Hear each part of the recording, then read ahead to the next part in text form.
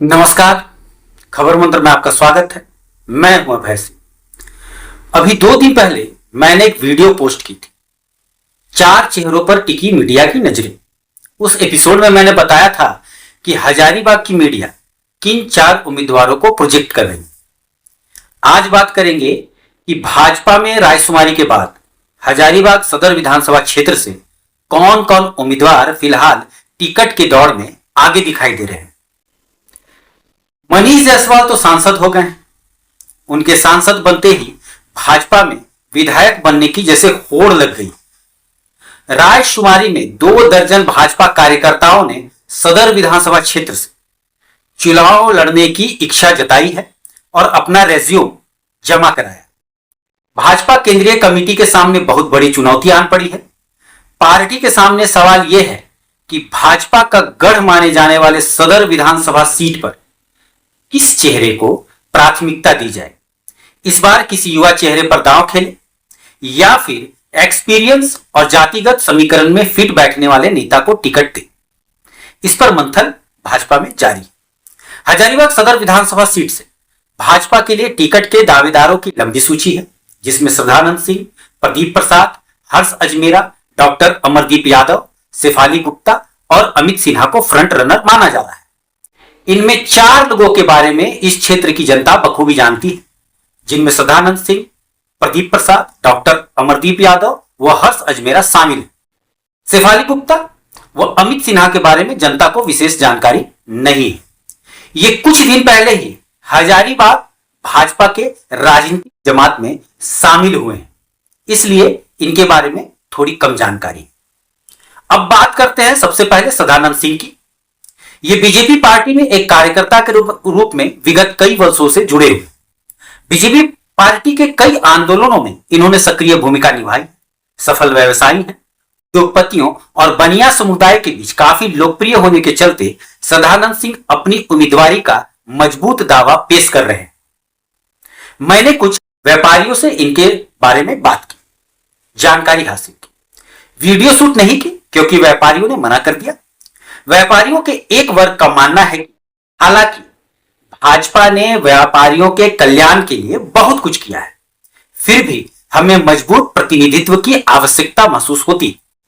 कई अनसुलझे मुद्दे हैं। सदानंद सिंह को अगर भाजपा टिकट देती है और वो इस टिकट पर यहां से जीत जाते हैं तो वे निश्चित तौर पर विधानसभा में व्यापारियों का मजबूत प्रतिनिधित्व करेंगे, ऐसा व्यापारी मानते हैं। लिहाजा वे चाहेंगे कि भाजपा सदर विधानसभा सीट से उनको टिकट दे। बाकी अन्य लोगों के बीच भी सदानंद सिंह की अच्छी छवि है। व्यापारियों में अच्छी पकड़ व अन्य समाज के वोटरों में अच्छी पकड़ को देखते हुए ही भाजपा दल की ओर से सदानंद सिंह की मजबूत दावेदारी दिख रही। सदानंद सिंह एक मजबूत दावेदार के रूप में उभरे। अब बात करते हैं प्रदीप प्रसाद की। ग्रामीण क्षेत्रों व शहरी क्षेत्र में प्रदीप प्रसाद की अच्छी पकड़ है। आजसू कांग्रेस में यह रह चुके। टिकट की ही आस में प्रदीप प्रसाद ने भाजपा का दामन थामा और लोकसभा चुनाव में सांसद मनीष जायसवाल के लिए बहुत पसीना बहाया है।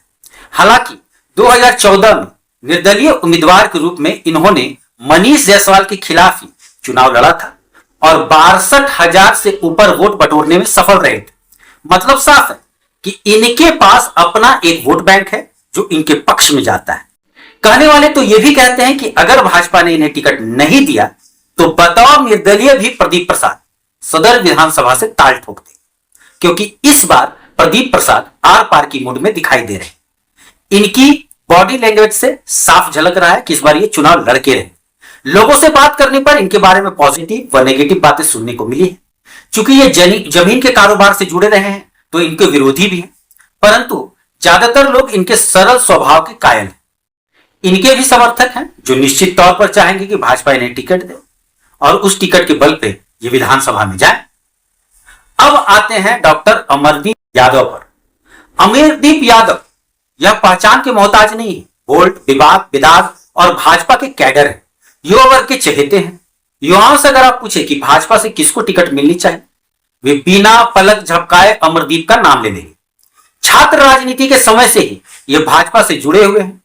कई आंदोलनों में लाठियां खाए, केस झेले, इनकी गिनती नहीं है। अगर भाजपा युवा चेहरे पर दांव खेलेगी तो इनके नाम की चर्चा सबसे पहले की जाएगी।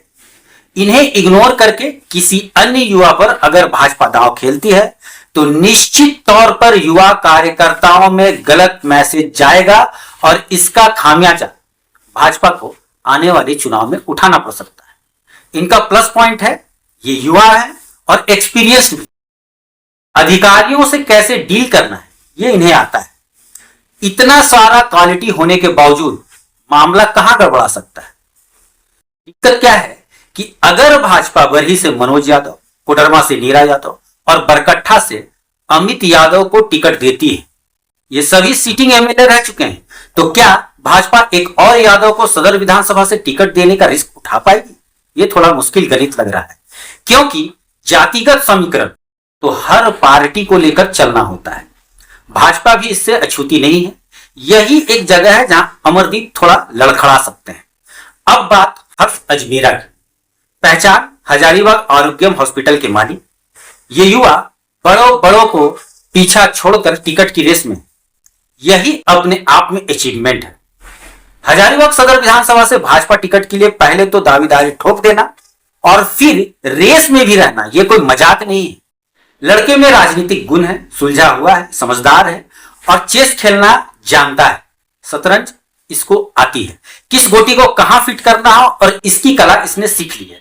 फूक फूक कर गोटी चल रहा है। वो इस रेस का डार्क हॉर्स है।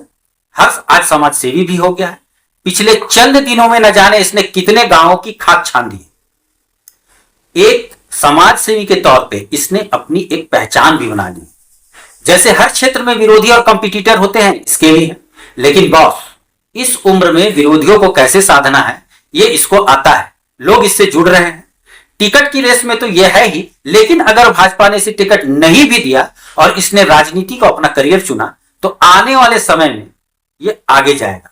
राजनीति इसको आने लगा है और मैं ये देख रहा हूं कि इसको इसमें दिलचस्पी भी लग रही है। अब आखिर में बात उनकी जो चर्चा में है, शेफाली गुप्ता व अमित सहाय का भी दावेदारी अच्छा है। शहर में चर्चा है कि शेफाली गुप्ता की लॉबिंग जबरदस्त है। रांची से दिल्ली तक उनकी बैटिंग की जा रही है, ऐसी सूचना है। अगर ऐसा है तो संभवतः उन्हें भी मैदान में उतारा जा सकता है। अमित सिन्हा के बारे में ज्यादा जानकारी नहीं है, लेकिन भाजपा की रायशुमारी के बाद इनका नाम बहुत तेजी से चर्चा में आया है। क्या भाजपा चित्रांश चेहरे पर दांव लगाएगी? देखते हैं। आज के लिए इतना ही। कल कांग्रेस के संभावित उम्मीदवारों पर चर्चा करेंगे। आप लोग की नजर में कोई और कैंडिडेट है जिसके बारे में आप लोग को लगता है कि उन्हें टिकट मिल सकता है, तो उसके बारे में जरूर मेरे कमेंट बॉक्स में आकर कमेंट करें।